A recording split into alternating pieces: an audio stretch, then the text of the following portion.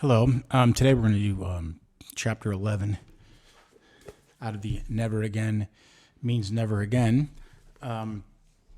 Chapter 10 introduced the psychotic Durlawanger and other individuals and units who are just absolutely psychotic, and to give you a little idea of what Jews and others had to face with some of these units. Anyways, so I talked about those units in chapter 10. In chapter 11, titled More Assholes, I talk about some other units. So the quote at the top of the page is, quote, those who can make you believe absurdities can make you commit atrocities, end of quote. And that quote is from Voltaire. Another sick fuck unit put together for the murdering of civilian was the Einsatzgruppen. These assholes were a legitimate military unit who could play soldiers when called upon, unlike Durlawackos. This unit has so many atrocities attached to its name that it would take years for me to write down 10% of them. They were called death squads. Not the death squads you think of off the top of your head, like a small group of mercenaries who go out to kill a select target. No. Their roles were to find and round up innocent civilians and murder them by the truckload. The closest these fucks got to the Geneva Convention was a Geneva watch they stole from one of their victims. The Einsatzgruppen was a unit founded for the destruction and annihilation of whomever their orders were for.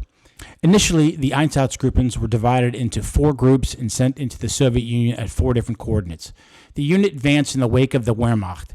Each Einsatzgruppen was attached to one or more military units. Again, these units were assigned to track down and eliminate the foes of Nazis, communists, partisans, and Jews. They were basically in charge of eliminating all potential enemies and potential dangers. Point being, they were given a lot of leeway to murder, torture, rape, etc., be it politicians, saboteurs, anyone. If they didn't like a person's beard, no problem, just murder them. Eventually, Hitler realized they could also be effective in looting and stealing for him, so they took that up when asked. I mean, why try and win a war when you can have troops steal for you?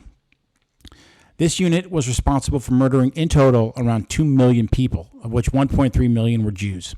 It's a shame when you look back because Hitler could have put a lot of those soldiers in Durlawanger's brigade. If the Allies had gone after more German people and German soldiers after World War II to bring them to justice, this unit would have had about a 90% hung from a long rope rate, or LRR. Though the Einsatzgruppen should be comforted knowing Durla-Psycho's unit had an LRR rate of 99.99%. The Einsatzgruppen preferred method of death was shooting. Of course, when they were low on bullets, they would just bury alive their victims if one bullet didn't do the trick. Einsatzgruppen had 7 groups and, in total, 4,250 soldiers at full force, and all with the same goal: gather up Jews and other minorities, then murder them before or after stealing anything of value, bolted down or not. There are so many disgusting and fucked up atrocities I could mention about this unit, but I picked only a few. They carried out the murders of many, many innocent civilians, but their main responsibility was to carry out the final solution. Truly, only evil men could exist in the Einsatzgruppen. Babi Yar. On September 29th and 30th, 1941, the Nazis' largest massacre, Babi Yar, was carried out during the Germans' campaign against the Soviet Union. Around 150,000 men, women, and children were murdered there. Jews, Russians, communists, Roma, POWs, and more. I've looked, but I can't find a group or military unit that was taught how to pull the trigger on 4- and 5-year-old children. I mean, was there a special ops group formed in Germany to handle 13-year-olds? We know they were ordered to do it by a bunch of dickless, cocksucking cowards, but how did you carry it out? The fucking Nazis, unreal. How many armies in the last 500 years from the top down were ordered to murder civilians throughout the entire conflict? We're not talking a dozen or two. Millions upon millions upon millions were murdered by the Nazis and their collaborators. I understand it's war and bad things can happen. I also understand, to a certain extent, how Germans became Nazis. But what I just can't comprehend is how those Germans could murder civilians in the volume and in the ways they did. I mean, how do you distribute these orders? Commander, quote, here's your order, soldier. You go to that house right there, you murder the 8-year-old, you rape the 9-year-old, and you tie up the rest of the family and burn their house down. And you better make sure there are dogs inside. Commander, no problem. I just want to let you know that order came directly from Hitler, the soldier. Are you serious? Thank you. May I please have the piece of paper that the order was written on? I want to frame it and will cherish the souvenir from Hitler forever. End quote. I mean, where do you find this many sick, deranged lunatics? On September 26, 1941, a couple of Nazi fucks, Jekyll and Eberhard, there'll be more about them in the next section, along with the SS and local police chief, had just finished their four-man orgy when they all agreed to exterminate the Jews of Kiev. It was agreed that they would use the Einsatzgruppen C to carry out the murders. They posted signs around the city for Jews to bring documents, money, valuables, warm clothing, jewelry, etc. The sign also stated, quote, any Yids who do not follow this order are found elsewhere will be shot. Any civilians who enter the dwellings left by the Yids and appropriate the things in them will be shot, end quote. So on September 29th through 30th, 1941, the Nazis and their collaborators murdered 33,771 Jewish civilians, and per usual, by shootings only. I mean, what words should I type here? I mean, I have none. To order and carry out shooting innocent people in front of their own family members who were watching them get shot, then falling into a pit, and, if they're not dead, hearing their screams. I mean, 33,771. Give me a couple words stronger than barbaric. The commander of the Einsatzgruppen Kommando, or Einsatzkommando, reported 2 days later, quote, this was noted in the Nuremberg Military Tribunal on the Einsatzgruppen trial. The judgment, it's quoted exit NO-3157. Quote, the difficulties from such a large scale. You fucking pussies. What? Not enough bullets? Difficulties? You were ordered to shoot defenseless civilians, and you did. I imagine Himmler had an inner orgasm when he gave the order. Oh, the difficulties. Fuck you. And yes, a very clever article was written for the Jewish people of Kiev, who already knew their options, dumbass. They came that morning in hopes that maybe, just maybe, there was a chance you Nazi fucks would send them to a concentration camp instead of individually shooting 33,771 people. Outrageous. Michael Berenbaum, who is an American scholar, professor, rabbi, writer, and filmmaker, wrote in his book titled Witness to the Holocaust that, according to the testimony of a truck driver named Hofer, who was at Babi Yar watching the massacres, quote, I watched what happened when the Jews, men, women, and children arrived. Ukrainians led them past a number of different places, where one after the other had to give up their luggage, then their coats, shoes, and other garments, and underwear. They also had to leave their valuables in a designated place, end quote. What on earth could the Germans want with all their belongings and valuables? Shocking, right? The driver continued, quote, once undressed, they were led into the ravine, which was about 150 meters long, 30 meters wide, and a good 15 meters deep. When they reached the bottom of the ravine, they were seized by members of the Schutzpolizei, police, and made to lie down on top of the Jews who had already been shot. The corpses were literally in layers. A police marksman came along and shot each Jew in the neck with a submachine gun. I saw these marksmen stand on layers of corpses and shoot one after the other. The marksman would walk across the bodies of an executed Jew to the next Jew to the next Jew, who had meanwhile lain down and shoot him. Wounded victims were buried alive in the ravine along with the rest of the bodies. In the months that followed, thousands more were seized and taken to Babi Yar, where they were shot. It is estimated that more than 100,000 residents of Kiev, of all ethnic groups and mostly civilians, were murdered by the Nazis during World War II. Now, I'm sure some of you are disappointed that only 33,771 Jews were shot in 48 hours. But the Nazis were neatly stacking up the bodies, and they take time. I bet a lot of you assholes wish you were out there murdering defenseless civilians right now. I bet you imagine yourselves coming back from war, regaling to your family and friends how proud you were to serve in the army with such high ethics and moral standards. These were formed units. They were ordered to do it. You still don't have a problem with it?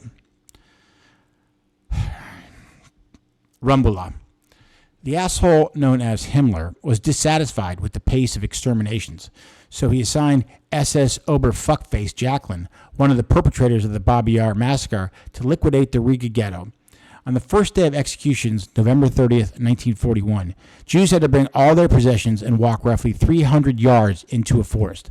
They were ordered to strip and lie down and were shot either in the head or in the back or their necks. 25,000 Jews were murdered in 2 days. Jeckeln was promoted to leader of the SS Upper Section Ausland for doing such an expeditious job of murdering his victims. Only from the sickest man in history to the sickest generals in history to the sickest commanders in history to the 6th unit commanders in history could one get promoted for killing unarmed civilians. What a country and military Germany offered the world at that time. Also, personally, I would never step foot in Estonia, Latvia, Belarus, Ukraine, or Lithuania. I understand decisions being made for self-preservation, but active participation in the rounding up and murdering of Jews by civilians is obviously unacceptable. Look, it certainly doesn't take away from what the Nazis did, but the large active participation by the police and citizens from those countries was so far over the top, I feel the need to know that we've not forgotten.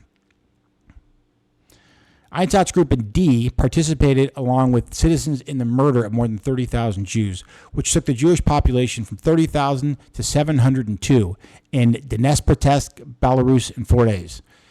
As the Soviets were kicking Germany's ass back into Germany, along with the advent of Zyklon B for mass killings in concentration camps, the Einsatzgruppe was no longer needed.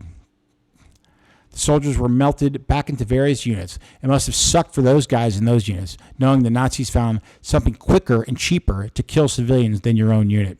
I know you guys all tried hard, so I'm still going with my rating system. Their cocksucker rating is a 9. As most of the perpetrators of this group were never found, it boggles the mind how a military unit could be founded for the sole purpose of killing civilians. As mentioned earlier, we've heard of small units, 10 to 20 troops here or there, set up to kill a few bad apples, but a unit of 3,000 plus, and given full amnesty to murder? Your multi-billionaire hero Hitler was very, very, very proud of those units. Between the Einsatzgruppen and the Dirlewanger Brigade, more than 10,000 plus soldiers received and carried out orders to murder civilians. Do none of you see how fucking crazy, psychotic, and mentally deranged these soldiers had to be? These units were raping their way through Poland and Russia and then burning and murdering on their way back. How do today's hate group members have any respect for themselves? These topics were acted out on real people in real time with real consequences. I would hope our United States soldiers never, ever carry out such heinous acts. Overall, how mind-boggling that the Nazis killed 16,315,000 by genocide. Jews, gypsies, Slavs, and homosexuals. And really, most of this was done in less than 3 years. From 1942 to 1945, when the Nazis basically wiped out Europe's Jews. Furthermore, there was an additional 11,283,000 people killed by Nazis through euthanasia, forced labor, prisons, and death camps. 20,946,000 civilians were murdered in democide alone in a little over 4 years? You must be one sick fuck to be giving these type of orders and one sick fuck to implement these heinous acts. Who in their right mind would try to rekindle the Nazi party and emulate Hitler and his staff today, especially knowing what we know now? It's, just as sick and almost as worse because we know the outcome. The vast and various volumes of the German population and others were murdered for Hitler's imperialism, greed, disagreements, and obvious world-class insecurities, which led to so many millions of civilian deaths. Not just the groups he initially focused on, no. These groups started happening as soon as he crossed into Czechoslovakia and never stopped. I'll bring this up for 2 reasons. 1, it's true. 2, it got to the point that if a 3-year-old was aimlessly crawling on the floor and started a path towards Hitler, the baby would have been hanged. His political opponents, I think after the first 10 political opponents who opened their mouths to yawn were summarily executed, the word political opponents from 1933 to 1945 in Germany was not only never said, but was almost said less than someone saying Goebbels was well hung. So, staying within his own borders, he certainly murdered more than just his political opponents. He murdered anyone who opposed him, for anything. If you parked in his spot, you and your family were gone forever. If you held up the line at the grocery store from him, it was death in the frozen food section. And I don't want to tell you the punishment if you try to jump in line at the pharmacy. No. A contingent of Nazis tried to assassinate Hitler, and as we all know, he survived. Now, at some point, every Nazi had a secret about something, anything, that they would never tell anyone, as they know what would get them in prison or killed. Hitler had 5,000 Germans executed for trying to kill him. Okay? They had the attempt to assassinate him. It was, a few people were involved, and he had 5,000 killed. Now, knowing something like an assassination attempt meant automatic death, especially in an environment where secrets are very hard to keep, could there have been more than 50 or 100 Nazis participating in the assassination? Quite a few reports say that it was 200, but I find that extremely hard to believe. Anyway, using Hitler's math, 200 conspirators equal 5,000 deaths. Fucking psycho. Furthermore, this is 1944, while Germany was getting its ass kicked everywhere, and you want to use large amounts of resources to find out who tried to kill you? A fucking genius, ladies and gentlemen. The Nazis also killed their own dissidents and critics during lulls of murders being done elsewhere to stay focused, or when they couldn't find a book to read. They forgot they burned them all. The Nazis came up with reasons, either logical or illogical, to kill hundreds of thousands of their own. Hitler's philosophies were very simple. You either agreed with him 100% or expected to be killed. Actually, you could agree with him and still be killed. Germany, internationally and domestically, was just a fucking mess. We can't wait until you hate groups bring that type of government here. Are we sticking with English, or are we going to go with learning German? Insane numbers started by an insane psychopath, followed by insane military leaders, and carried out by a lot of insane soldiers.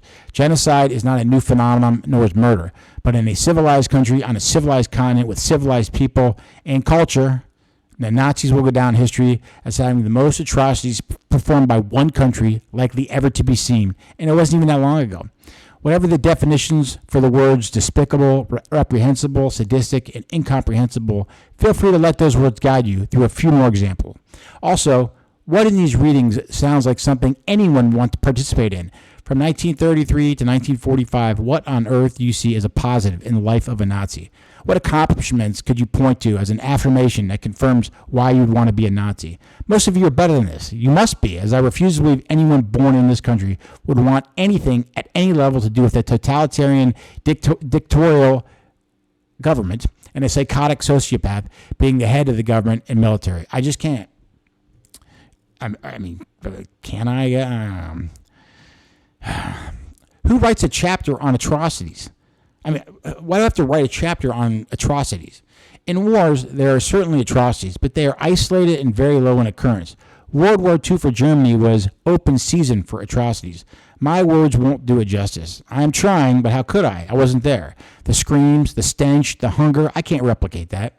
I want these words to sting. I want to insult the haters. I want to hurt those who somehow replicate and glorify the pain and suffering of all those civilians. But I can't.